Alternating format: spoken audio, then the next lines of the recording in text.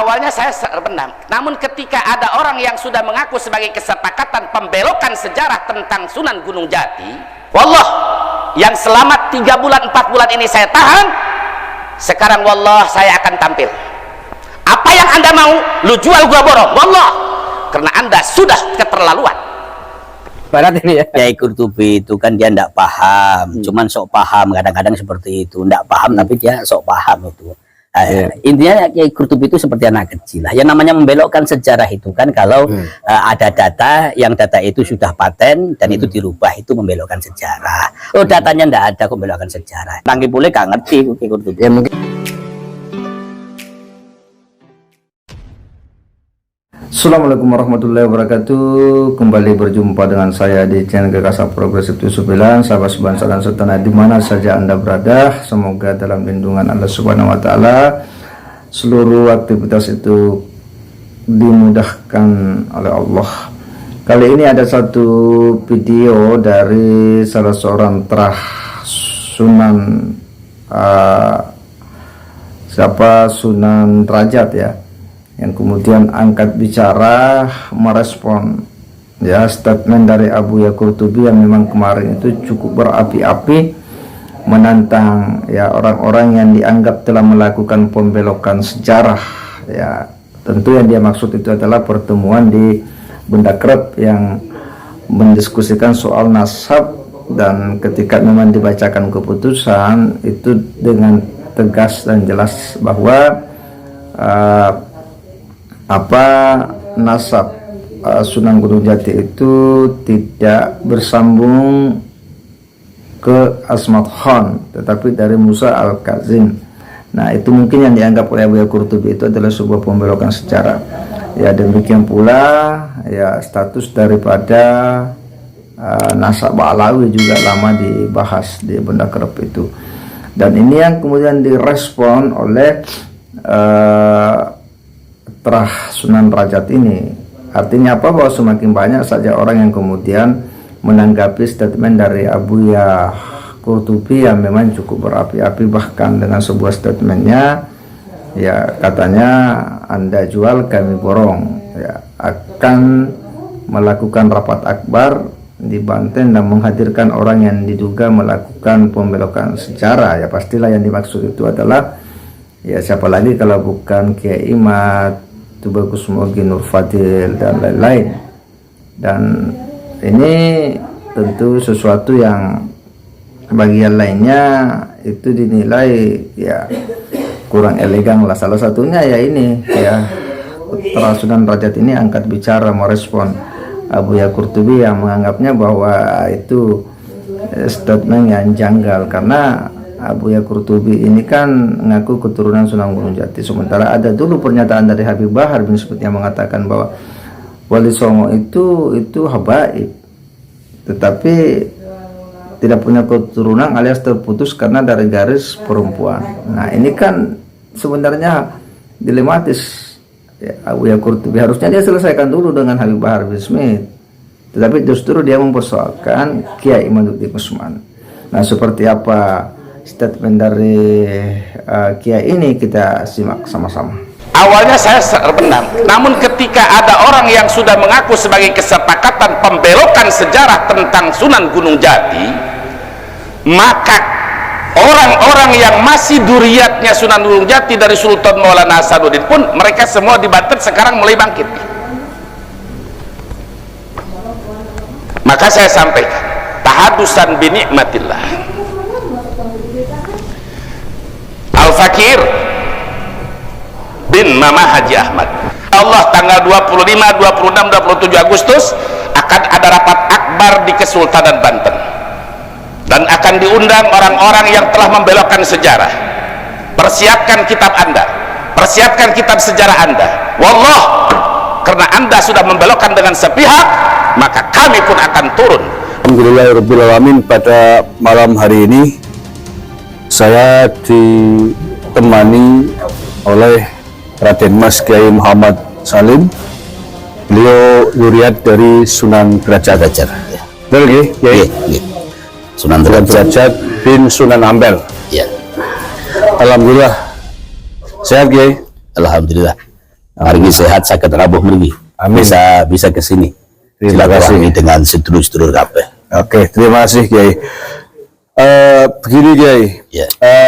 Di media sosial hari ini masih cukup ramai terkait polemik nasab Pahlawi dan nasab Sunan Gunung Jati. Ya. Berawal dari Bahsul Masail di Cirebon. Cirebon kemarin di pondok pesantren apa namanya? Pendakrep.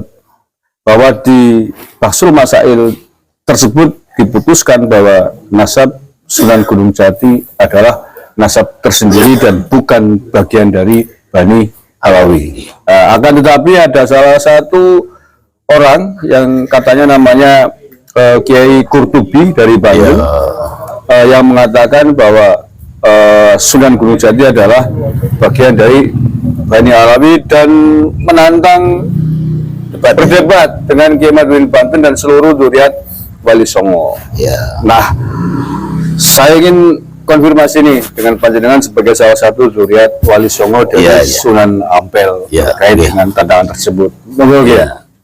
Sebenarnya begini ya, keputusan yang terjadi kemarin yang sudah disepakati di Pendakrep itu sebenarnya suatu keputusan yang sudah mewakili, yang sudah mewakili khususnya bagi kami zuriat para Wali Songo.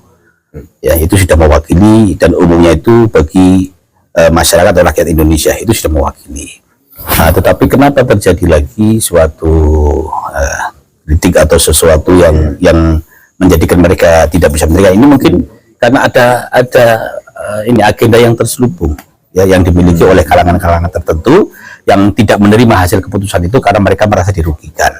Nah, sebenarnya yang rugi ini kan karena mereka sendiri tidak hadir pada waktu perdebatan di Pendakrep. Nah, salah satunya ini Buya Kurtubi ya. Nah, Buya Kurtubi ini kalau menurut saya, kalau menurut saya itu Buya Kurtubi ini seperti anak kecil ya. Nah, seperti anak kecil. Lah, kenapa seperti anak kecil Buya Kurtubi ini? Buya Kurtubi kan tahu ya. Buya Kurtubi itu nasabnya itu bersambungnya kemana? Kemana Ki? Dia bilang katanya ke Sunan Gunung Jati kan? Katanya begitu. Benar kan? Ini harusnya kan Buya Kurtubi itu harusnya paham diri lah. Ya.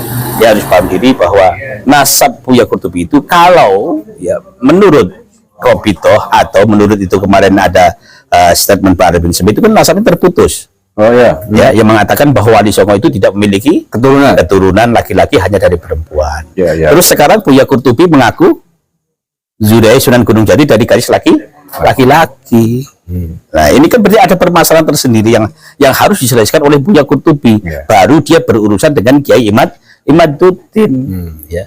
Nah, karena kalau Buya Kurtubi ini ngotot, sedangkan dia itu kan segrup dengan ya Bani Alawi kan, segrup kan. Nah, ketika dia segrup, maka dia harus menerima konsekuensinya bahwa nasabnya itu terputus, tidak bersambung ke Sunan Gunung Jati. Kalau dia tidak bersambung dengan Sunan Gunung Jati, terus dia mengajak Kiai Imaduddin, masalahnya apa? Kenapa dia tidak menerima bahwa nasabnya sudah terputus kok? Kalau nasabnya sudah terputus kan sudah legowo. Sudah dibuang, misalnya diambil lagi. Nah, ini kan terus dia kok ijik-ijik ini. Seketika tidak menerima dengan keputusan hasil musyawarah di Pendakrep. Padahal hasil musyawarah di Pendakrep itu bukan keputusan Kiai Imaduddin, itu keputusan yang dimufakati ya berdasarkan banyaknya orang yang hadir yang berdebat di situ. Kabarnya Robito Alawi diundang waktu di Pendakrep. Ya, tapi katanya memang diundang, tidak datang. Kita tidak tahu masalahnya apa kok tidak datang. Apa mungkin karena mereka tidak sanggup atau tidak memiliki keberanian untuk datang ke Pendakrep, kita tidak tahu semua. Ya. Dan tahu-tahu juga tidak terima. Ini seperti itu. Lah itu yang katanya tanggal berapa? 25, 26 apa yang dikatakan oleh Pak Kurtubi itu siapa penyelenggaranya dia? Apanya itu? Yang menyelenggarakan atau menginisiasi kabarnya siapa itu? Oh, itu dari Banten. Dari Banten itu. Ya, kita juga tidak tahu kok. Banten ingin mengadakan perdebatan kembali tentang hasil keputusan yang di Pendakrep Cirebon itu. Ya. Itu seperti ini penuh dengan ini kejanggalan-kejanggalan yang patut kita curigai sebenarnya ada apa sebenarnya seperti ini. Apalagi ini yang ngotot itu Buya Qurtubi ya. Apalagi Buya Qurtubi. Dan sebagai informasi Kiai, barangkali Kiai mungkin belum tahu, syukur-syukur udah tahu. Buya Qurtubi itu adalah hari ini ya. Iya. Ketua Umum DPP FPI Iya. Pusat. Nah, FPI yang sudah disulap namanya menjadi Front Persaudaraan Islam. iya.